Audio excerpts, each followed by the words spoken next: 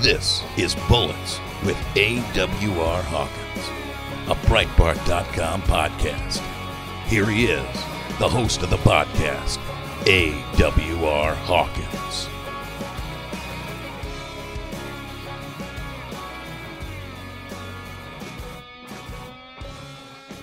Welcome to Bullets with AWR Hawkins, a Breitbart News podcast focused on guns, gun rights, the Second Amendment. You know, we sum those things up here under the banner of freedom each week, and that's because an armed citizen is a free citizen.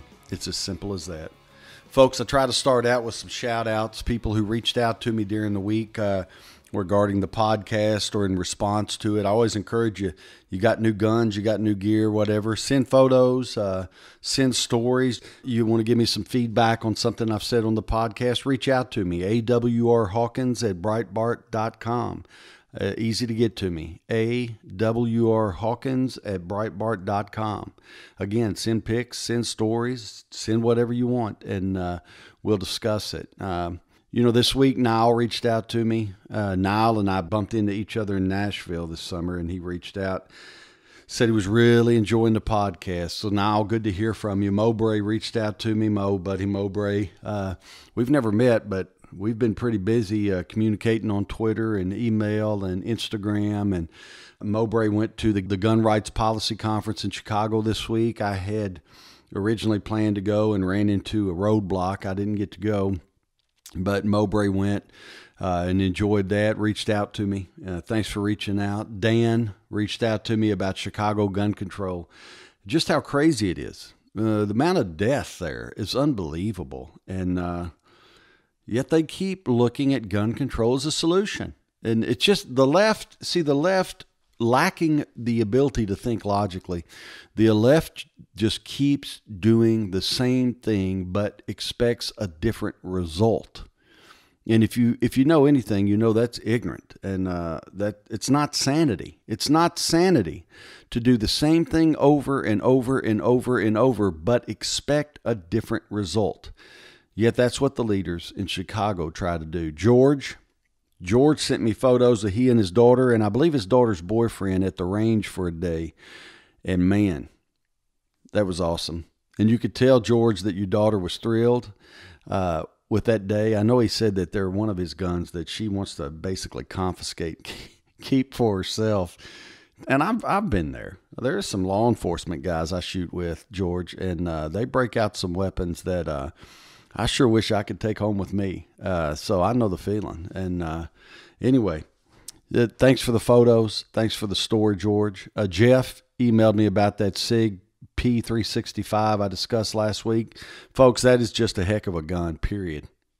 It is a heck of a gun. And Jeff emailed me to say, yes, it's awesome. And he's right. And I could spell that the way my buddy Jody spells it, ALLSOM. Awesome. It is that kind of pistol, right? I'm going to be shooting that 365 some this week, but I love it. I feed that thing with federal HST ammo. No, not constantly. I use some Full Metal Jacket. Don't get me wrong. I use some Winchester White Box. But I love, for my self-defense, the Federal Premium HST. And I do shoot that through that 365 a bit. I shoot it through any gun I'm going to carry, just so I know where the bullet's going when I use the gun, if I have to. Now, I want to stress that. Folks, we need to be shooting our firearms. Find a place you can shoot on a regular basis and shoot. Know where that bullet is going to go. If under duress you have to use that gun. Hope that moment never comes, but you must be prepared. As I always say, and as my buddy Kurt Schilling says, don't be paranoid, but do be prepared. Do be prepared. Where will that bullet go if I have to pull the trigger? Folks, there was a lot of news this week, a lot of news, all right? Some of it good, some of it not so good, some of it great, so an average week in that way. I looked up some facts that are very important. The left is always pushing gun control and gun storage laws, by the way. Gun storage laws are being pushed in Washington State right now. Right now in Washington State, they're pushing I-1639, which is a ballot initiative. They're going around the state legislature. They're bypassing them because the legislature will not support the gun control that they want. And this initiative is being pawned off as, well, it's just a means of keeping us safe and this and that. What they want to do, they want to put a waiting period in for firearm purchases if the firearm is what they would call a quote-unquote assault weapon. You have to wait 10 days till you get it. You have to go through a special background check, enhanced, before you can get it, right? You have to be 21. So if you're 18 and you've served in the military for 2.5 years, sorry, doesn't matter. You do not have Second Amendment rights. Sorry, you don't. Not in Washington. Not if that initiative passes. Sorry. And it requires you to store your guns when you're home. When you're home, you have to store your guns or else run the risk of facing fines if your guns are stolen or accessed by someone who's not supposed to access them. In other words, you pay the price for the criminal's activity. Now, folks, when you think about these gun storage arguments, you know, the left is always telling us about all the accidental gun deaths and how many people are killed and accidental gun deaths. How many accidental gun deaths would you think there are a year? Just think about it. Thousands, hundreds of thousands, millions, gazillions. I mean, to hear the left talk, someone's getting accidentally killed with a firearm about every 3 or 4 seconds. In 2015, there were 489 accidental gun deaths. I'm going to say it again because the number was so low, it was non-climactic. Out of a population of 320 million people, there were 489 accidental gun deaths. Now, how many medical malpractice deaths were there? Well, Johns Hopkins University did a study looking at, I believe, an 8-year time frame so that they could adjust for lows and highs and come up with what would be a fair average. Johns Hopkins says annually in America, there are over 250,000 deaths due to medical malpractice. 250,000. So think about it. We have 489 accidental firearm deaths a year, roughly. We have 250,000 plus medical malpractice deaths. And CNBC says that the Hopkins estimate is a little low, that some studies show upwards of 440,000 medical malpractice deaths a year. Now, I use the lowest number of 250. 250,000 medical malpractice deaths is more than 500 times higher. Think of what I just said. More than 500 times higher than the number of accidental gun deaths. More than 500 times. See, here's the problem with the left. If the goal was really safety, if the goal was really saving lives, you wouldn't be picking on something that is involved in the 489 deaths. You would be focusing on something that is involved in the 250,000 plus deaths. You see? But the goal is not really safety, is it? The goal is control. The goal is not really safety, is it? The goal is to cripple the Second Amendment. It's easy to see this. I remember a few years ago when I was writing, it was the big deal for the left was to go after firearm-related child death. That was what they used to push gun storage laws. And we reported at Breitbart, and I used figures that were compiled by John Lott. We reported, look, folks, more children age 10 and below, they die via fire and water, but at a far higher rate than they die via firearm-related deaths. Fire and water. All right. In other words, matches and swimming pools continue to be more dangerous than handguns if you're a kid age 10 and under. All right. The number of children unintentionally killed in fire-related deaths was 7 times higher than the number of children killed in firearm-related deaths. Let me say it again. In 2010, the number of children unintentionally killed in fire-related deaths was 7 times higher than the number of children killed in firearm-related deaths. The number of children killed in drowning deaths was 16 times higher than the number of children killed in accidental firearm deaths. Fire killed children at a rate 7 times higher than accidental gun deaths. Water killed children at a rate 16 times higher than accidental gun deaths. Folks, what you call this information, you sum it up with one word: facts. These are facts. The left hates facts. The left likes to go, oh, there are too many accidental gun deaths. We need gun storage laws. We need this. We need that. And then you drop the facts on them. In 2015, there were 489 accidental firearm deaths. There were 250,000 plus medical malpractice deaths. Isolate a year, 2010, look at it. In 2010, children died via unintentional fire deaths at a rate 7 times higher than did children die with gun-related deaths, accidental gun-related deaths. They drowned at a rate 16 times higher than children who died from accidental gun deaths.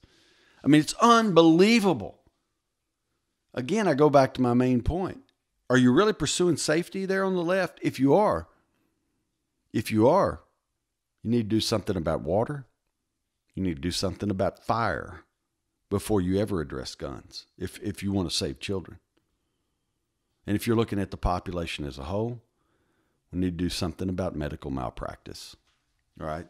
Now, I'm not encouraging attorneys and lawsuits and all this. I'm just pointing out the ignorance of the left. The left is not really in this for safety. They're definitely not in it for our safety. The left is never concerned with the people's safety ever. Even if they campaign on that, they're not concerned with it. The left is always concerned with furthering their agenda. I covered a Michigan official this week. Wayne County. It's going to be hard for me not to laugh at this guy. I call him a towering intellectual. Towering. Wayne County Commissioner Reggie Davis. He's in the Detroit area. Reggie has a solution for gun violence. What is it? Ban bullet sales. You can't buy any more bullets. That's what Reggie says. In other words, you can't go into Cabela's or Bass Pro Shops or Walmart. You can't go into Sportsman's Warehouse. You can't go into Academy Sporting Goods or Gander Mountain. You can't go into River Fields in Amarillo, Texas. You can't go buy ammo in those places. No. You can only buy ammo from police officers. Now, I got a little broad there. His push would only apply to the area in which he's a commissioner. But I was just making my point. It's just silly. Ban bullet sales. And if you want bullets, the only place you can buy them is from a police officer. And in order to buy them from a police officer, you have to pass a mental health check. Now, I'm sure the police are going to love this extra training. Not only now would their job include selling bullets, but they have to give you a mental health check before they can sell the bullets to you. And I forgot Reggie's other great idea. You're going to pay an extra tax on every bullet you buy. Because Reggie says they can use that money to educate people on gun violence. Now, Reggie's idea, silly as it is not new. Chicago has that tax. Seattle has that tax. It's not accomplishing anything, except it raises the price on bullets. It raises the price on firearms, because in Chicago, the tax is on guns and ammunition.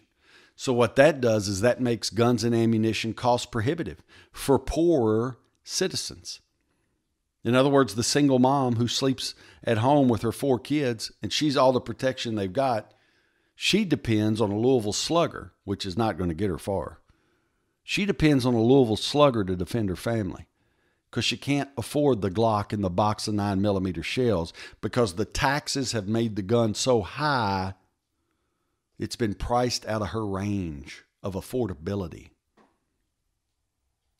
See, but they don't think about that. Reggie's not thinking about that in Wayne County. He's not thinking about that. He's just trying to say something to make him look like he's really thought of something special. But he hasn't. He hasn't thought of anything special. What he's thought of is just another way to attack the Second Amendment. That's it. All right? Hopefully his ideas will not see the light of day. They won't even get a vote ever. But just telling you that this is what people are thinking of on the left. I mean, you think about it, whether it's Chicago, whether it's Bill Clinton, whether it's Reggie Davis, old, tired ideas that have already failed. They've already failed, but they're pushing them like there's something new. We had a shooting at a Rite Aid distribution center in Maryland this week. 3 killed, 3 wounded. The person who did the shooting was a woman, used a handgun. Now, here's something that's important to think about. It was in Maryland that this happened. I believe it was Aberdeen. Maryland was one of the first states to fold. I believe Larry Hogan is the governor. He's a Republican, so shame on him. Maryland was one of the first states to fold after the Parkland school shooting, to pass a red flag law, which is a fancy way of saying a gun confiscation law. In other words, in Maryland, if a family member, a police officer, somebody suspects that you're a danger to yourself or others, they can get a court order and come and take your guns. True story. I know it's hard to believe that that's in America, but it's true. That's also true in California and Oregon and in a few other states. Or Vermont. Yeah, Vermont is true too. And in Florida, it's true. But in Maryland, they were one of the first states to fold and put that law into action. You see how good it works? See, people I think I'm ignorant, or that people who think like me are ignorant, that we are the ones saying the same things over and over, and that we don't have new ideas and this and that. I'm sorry. When these laws were being pushed, we said, this will not work. It won't work because family members tend to defend family members, not to rat them out. The law won't, it's a feel-good law that won't work.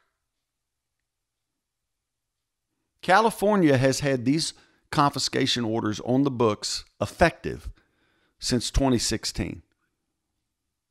In the 2 years they've been on the books in that big old state, the orders have been used 200 times in 2 years. On the other hand, we've seen the shooting at the YouTube headquarters. We've seen the shooting at the veterans home. We've seen the 5 killed that I mentioned to start this podcast in Bakersfield. On and on I can go. There's always a shooting in California. None of the gun controls work, including the red flag laws. We've made this argument over and over again. Criminals do not obey gun laws. So in Maryland, they got the red flag law and they feel all comfortable. This woman goes into the Rite Aid distribution center in Aberdeen, Maryland. She just kills 3 people. wounds 3 others, then kills herself. Folks, it doesn't work. You know what works? Is when that woman or a man comes in that distribution center with that gun. It pulls it and starts pointing it at people to kill them. Here's what works, is before she can pull the trigger, the woman next to her jerks out a Glock 43 and puts 2 9mm slugs either in her chest cavity or one in the head and one in the chest. That's what works. Now, you don't want to think about that, I know, but that's what works. You know what works? A little punk kid steals a rifle and goes to a school like Sandy Hook, and he shoots the glass out of the front of it so that he can enter the gun-free school. You know what works?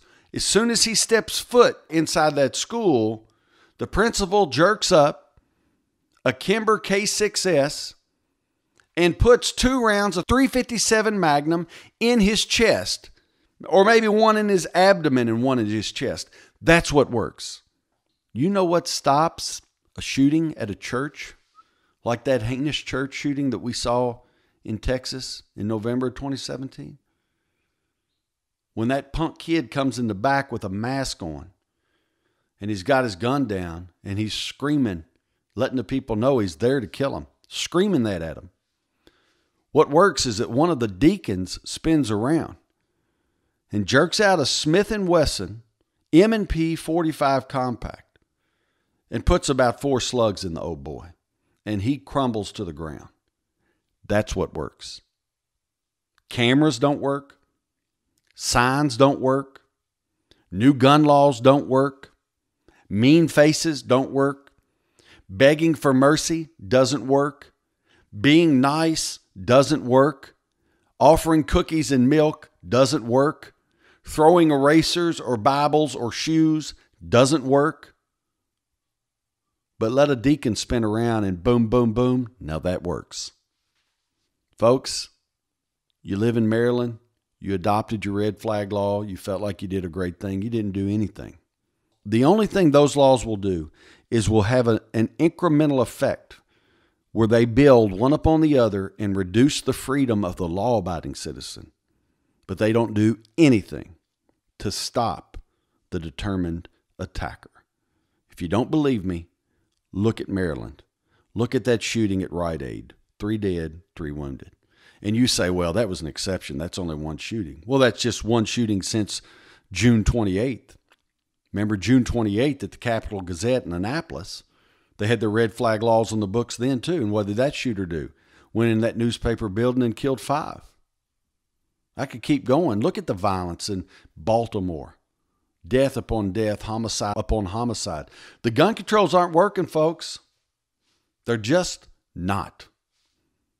The solution is an armed citizenry, and a citizenry who takes the time to train with their arms so they know how to use them. They know where every bullet will go when it is fired. We'll be back, folks, after this. You're listening to Bullets with AWR Hawkins. We have a guest who can speak to these things even better than I can, and it's going to be good to listen to her. We'll be back right after this. Breitbart News Daily with Alex Marlow. Why did we see some of the Republican kissing of Mark Zuckerberg that was taking place? I called it kissing the ring because I felt like every single person practically had to kiss the ring of this guy, who wants to do nothing except get all those people out of office. So, bizarre behavior from the Republicans.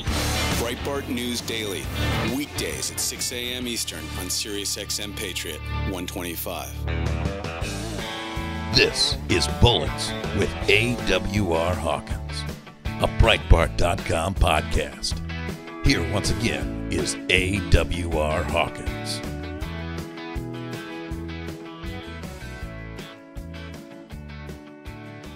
Folks, welcome to Bullets with AWR Hawkins. So good to have with us Diana Mueller. I've spent time with her at NRA events, bump into her at SHOT Show and different things through the years. And it's great to have her on. She's a competitive shooter. Her sponsors, who I'm going to forget, Even though we just went over them. Hyperfire, I know, is one. Fiocchi is one. She has numerous sponsors, and I'll let her fill in the gap on that. But she shoots competitively, and she doesn't just shoot, she wins. And it's going to be interesting to talk to her because I can tell you why gun rights are important for women until I'm blue in the face. But when you can have a woman come on like Diana and talk about it, I think it's really going to bring it home for you. So, Diana, thanks for making time to be with us. Well, thanks for having me. I have a question. You have spent time, I know you were a police officer in Tulsa for quite some time, and then you become a competitive shooter. Tell me how your love for guns, I mean, did it grow out of your time as an officer? Did you love firearms prior to that? At what point do you look down at everything and just go, you know what, I love firearms? How does this happen? Well, my father got me involved in the firearms, segment of my life. We had firearms around all the time. He was a trooper for a while in Missouri. So we had guns around the house, and he taught us safety and respect for firearms from a very young age. And then when I was 15 and 16 years old, I spent my birthdays in a tree stand. And for a self-diagnosed ADHD kid, I was not impressed with deer hunting. I didn't like to be cold. I didn't like to sit still. And then when I killed a doe with a Bambi baby deer behind it, I felt terrible. So hunting wasn't exactly our thing. And my dad turned our attention towards the shooting competition. So USPSA, we found USPSA, and we started doing that. So I enjoyed that, but I also barrel raced and showed horses my entire life. That was our family sport. So that was just something that Dad and I did on our own, and I enjoyed it. I was pretty good at it without much effort. And then when I went on to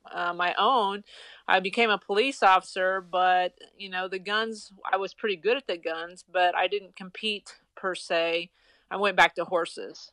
So for the majority of my adult life, I was barrel racing down here in Tulsa, Oklahoma. And then it wasn't until 2008 when they built a super nice range out by our police academy, U.S. Shooting Academy, that I kind of forced myself to go back to shooting some competition just because, get myself a little bit of practice behind my trigger for the job. And during that, it was just, I fell in love with the people. The people are so awesome that it was from there. It was 2008, and by 2011, I had sold all my farm, my horses, my tractor, my trailer, everything you amass as an adult. And you try together. I sold it all, and I got down to a pod. Everything I owned was in a pod while I went looking for a house in town. Unbelievable. Now tell me this, what do you do now? When we talk about competitive shooting, fill the listeners in on what type of shooting you do now. So I compete in 3 guns. So it's rifle, pistol, shotgun. It's kind of been described as the X Games of the shooting sports just because there's so much going on and it's so fast paced. So that's my sport. But I just got done with the NRA World Shooting Championship, and that's kind of a unique match in that it's kind of like an all-around cowboy. If you come from rodeo, if you can do several different disciplines, you can enter to be like the all-around. Well, this match has 12 different disciplines, and we shoot everything from cowboy action to PRS to sporting clays, which I'm pathetically bad at, and then some 3-gun USPSA. So it's kind of a different match. So we'll have that every year, but for the most part, my husband Ryan and we both focus on 3-gun. Oh, that's awesome. Now, what's your favorite aspect of the 3-gun? Do you have one of the 3 that's your favorite? That's why I like 3-gun. It's like having 3 kids. You don't have to have a favorite. Right on. Can enjoy them all. So I really don't. I enjoyed. We went to France this summer for the world shotgun match. So that was a shotgun only match, and I got second in the world. So And then the U.S. ladies team got a gold medal. So that was kind of cool. Second in the world that's not really second. That's really phenomenal. Second in the world. I'm just saying it to myself. That is awesome. It was really a unique experience because we don't have our sport in the Olympics. So, which I'm actually pushing for a little bit, trying through IPSC, is trying to get at least the shotgun only match, our sport into the Olympics, because this event was as close to the Olympics as we're going to get. You know, we're standing on a podium, we're getting gold medals, silver medals. They're playing our national anthem. It was all very, very powerful. Well, why don't you tell us this? Talk to us a minute about the DC project. I know that's something else that you're involved in. There's so many things that we could cover that you're involved in, but I think we've done your shooting. We've talked about your history as an officer. Now, what is the DC project? What is the goal of it? You know, what is the focus of it? The DC project is one woman from every state meeting in Washington, D.C. to meet their legislators and be a face and a real story of a Second Amendment supporter and a gun owner. So back up 3 or 4 years, about this time, I think it was this time, 2015, that I was in Washington, D.C., and I had a friend that said, do you want to meet your legislator? So it was me, my husband, and the Mitchellick. So, I mean, Jerry Mitchellick is the Michael Jordan of our sport. If anybody knows anything about competitive shooting, they know Jerry's name. So it's all of us sitting in my congressman's office, and a light bulb moment kind of happened. And I said, hey, there's a lot of misinformation on Capitol Hill about guns and gun owners. Is there something that we as professional shooters should be doing to reach out to them and educate them? So it started from there. And then I, kept chewing on it. And I thought, you know what? I can only go into Oklahoma. I'm going to need one woman from every state, one person from every state. And then I realized that women can kind of speak more powerfully about the Second Amendment just because we break the stereotypes. We're not the old white guy with a beard and tattoos. So I just started kind of gathering. My original focus was going to be professional shooters because it's pretty easy to vet us. And if you're going to be around us with firearms, you could see, hey, you can look on Facebook and say, oh yeah, she is a real shooter and she should be safe and she's not crazy. But there's not 50 professional women shooters, period. So, and that was a blessing because now I have the diversity I have women who have one gal who has actually defended herself with a firearm and saved her life. I've got a couple of women who have been victimized sexual assaults that were denied the opportunity to defend themselves, and they're huge advocates for campus carry or women's rights. We believe that the gun rights is a women's rights. I'm floored that the women are suckered into thinking that guns are bad and that if the guns were gone, the evil would be gone as well. That's just so shallow. That's so shallow. What a sucker. Right. So, but then we have hunters, we have grandmothers, we have ordinary folks. We have Gabby Franco goes, and she's kind of the immigrant, naturalized immigrant from Venezuela who has seen her country lose their gun rights. Right. So we have so many powerful. There's so many power. We have people that are on the left. We have one of our girls is actually a pink hat wearer. We clash all the time, but there's a handful of Democrat left-leaning people that go to DC with us with the DC project, and that's very important as well because the Second Amendment and the NRA has pretty much been a bipartisan effort. It hasn't been so partisan until the last, I'd say, 5 years, maybe 10. It just continues to go down this rift of splitting us down the middle, and you're either for it or against it, and you're either Democrat or Republican. There's a lot of Democrats, though, that I hear that, just because I'm a Democrat, it doesn't mean that I am not for the Second Amendment. Right. Truly for the Second Amendment. So I would, if your listeners are mostly conservative, mostly right-leaning, mostly Republican, I would say that when it comes to Second Amendment, don't think that when you're at the range that you can, that you're not going to offend somebody by saying libtard or calling names, and that's not going to help either. So be a little respectful about about who you're talking to, and understand that we need both sides. Right. No, I think that you will find Democrats in the rank and file, not so much in leadership, but in the rank and file Democrat voters. I do believe that's possible, especially in the South. You're going to find them who are staunchly pro-gun, and I think that's possible. I agree with what you're saying. And I don't think we get anything done by being rude to each other anyway. So I agree with what you're saying there. You brought something up that's very important. You talked about the one woman who used a gun to defend herself from sexual assault, the two women who couldn't use guns to defend themselves, and now are proponents of campus carry. And this really brings us to the last thing I wanted to talk to you about. As a woman, I stress, Diana, I stress here all the time that a firearm allows a woman not simply to level the playing field, but more than that, she can literally defend her life, literally defend her dignity. And this seems to be lost when people are pushing gun control in D.C., when the ruling class wants to put one more restriction on us, one more this, one more that. How crucial is it? I want you to think, as a woman, how crucial is the right to keep and bear arms for the grandmothers who will take their grandkids to the park today, for the moms who will take their daughters to Walmart today? How crucial is it that they could be armed? Well, I just don't think that there's anything more important, honestly. And as we continually go down this path of hating each other and dividing each other, it's more important than ever that people stay armed and disciplined.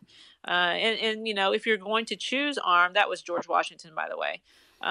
If you're going to choose to be armed, and it comes with the discipline, it comes with the training, it comes with the situational awareness. That's my biggest fear these days, is that if I am forced to defend myself, that I'm going to be the one that's strung up. It doesn't matter in today's society how much right I am. It's just that somebody died. And if it's the right person, then the media is going to jump all over it. And it doesn't matter if this guy or girl was going to rip my guts out and leave me for dead. There is just that element of people who really don't believe that anybody deserves to die. And there's no winning in that. So coming back to what you were saying, is it is the most important natural right to be able to defend yourself. And the firearm is the ultimate equalizer. Let me ask you this, and I know you can't say names. I would never ask you to anyway. But in your time, whether as an officer or as a competitive shooter or working at the DC Project or with the DC Project, do you just have stories, not that you could tell here, but do you just have stories you go to in your mind where there was a woman, all the odds were against her, this assault was going to happen, or maybe even this murder was going to happen, or maybe even her children were in danger, and what made the difference was she had a gun and she knew how to use it? Have you seen that over and over and over? I have, and that's the funny part about messaging and marketing and the human brain, is that the left does have a very powerful megaphone, and it has a very constructed message, and they are doing a much better job of telling people lies, in my opinion, is that as opposed to our side. And we need to be able to say guns save lives, and we're not getting that message out. As well as they are getting the message out that guns take lives. So I think it comes down to that, and having conversations like this, and having conversations outside of our bubble. I'm sitting here trying to figure out, who can I talk to, who can I influence, who can I introduce to me in my world, to let them know that what they see on the media is not who we are. Right on. And that I'm a sane person, that I am a caring person, that I really do want safety. I want our kids to go to school safely. So I think the majority of the sheep are being fed a bunch of lies, and they're just eating them. I agree with you. I think that some of the groups, though, NRA and others, NRA particularly, has come around in a way. I think they're communicating in a way that is making a difference. I think their communication is very broad. It's reaching different types of audiences. I've just watched, and they're not the only group doing that. They just come to mind. But I think, though, we're trying to correct that problem that you're talking about. And I know you're trying to correct it. We're all in this together. But I'm encouraged by the way I see communication happening compared to, say, 5 to 10 years ago. But I know we still have a long way to go. I'm not arguing with you. Yeah, we're behind the curve, that's for sure. And we certainly don't have the media behind. The media is definitely biased as opposed to, I don't know when that started. I don't know, because when I was a kid, I just turned on the nightly news and I expected it to be journalism, how journalism was supposed to be. So I don't know if it was that I woke up a little bit later in life and paid attention and thought, these people can lie to me. Right. Diana, listen, thank you for making time to be with us. And tell me this, where could listeners go if they wanted to find out more about you, whether it's your project, your DC project, or your shooting endeavors, your competitions, anything? Where can they go to find out more about you? Well, on social media is such a big thing these days, and it's really easy to find me on Facebook at Diana Mueller 3-Gun.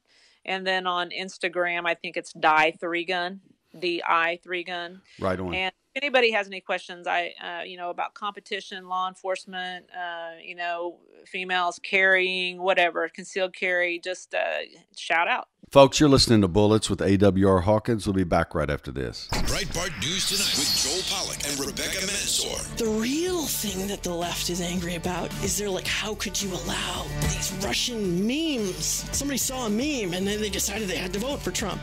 Or it must have been fake news. And by fake news, they mean conservative websites. Come on. But this is what the left thinks. Fake news. And by fake news, what they mean is shut down Breitbart. Breitbart News Tonight. Weeknights starting at 9 p.m. East on Sirius XM Patriot 125.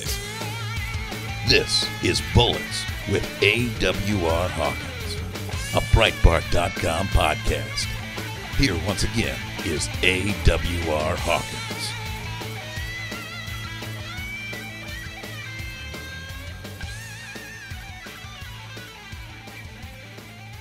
Welcome back to Bullets with AWR Hawkins. Folks, Diana was awesome. It's just how she is. It's how she rolls. And keep up with her. Follow her DC project. Follow her shooting, the competition she's in and things. She's got a lot to offer. I love the pro-gun positions when they're explained by women, especially women like Diana who have so much background. She comes at this with knowledge from so many angles. And loved having her on. I'm glad she could join us. Folks, I want to wind down this week by telling the story of the grandma in Texas. A great-grandma in Livingston, Texas. An alligator ate her miniature horse 3 years ago.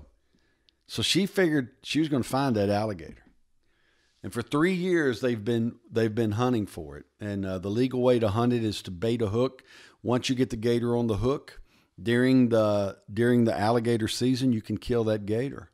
And she was in a meeting, said her grandson called her and said, "We've got him." And they had called a number of gators previously, but they weren't big enough. And she knew they weren't capable of having eaten the horse. But this particular gator, 12 foot long, 580 pounds. So she drove on back to the ranch and killed it. Shot it one time in the head. Said she was amazed that it didn't put up a bigger fight. All right. But she got the gator that killed her miniature horse. And this is a grandma on a ranch taking care of animals that big. And by taking care, I mean taking them out. Said a few years ago, prior to the death of her miniature horse, they killed one that weighed 900 pounds. And again, they don't kill them by being nice to them or offering them donuts. They shoot them. So anyway, this story is brought to you by the Second Amendment. Folks, it's been so good to be with you this week. And I hope you'll get your friends, your family members, your coworkers, your neighbors. Get them all to subscribe to the podcast, Bullets with AWR Hawkins on iTunes. It'll download to your phone every Tuesday. You won't have to do anything. It's free. And every Tuesday during your commute or when you come home, or as I always say, as Martine and Ron do when you have guests over for dinner, instead of serving cocktails, while serving cocktails, instead of playing your classical music in the background, just let the podcast play. It'll ease everybody's mind. It'll give them the information they need to carry on. Folks, until we talk again, keep in mind, more guns equal more freedom. Sonny's Corner with Sonny Johnson. Everything in hip-hop is not bad. Kanye agreed with us, so let's love him today until he raps tomorrow and you turn your back. Because if you jump off when the fun of the moment is over, then you are in fact making Kanye the token he is accused of being. So please, don't do that. Don't go there. Sonny's Corner with Sonny Johnson. Saturday from 1 to 3 p.m. East on Sirius XM Patriot 125.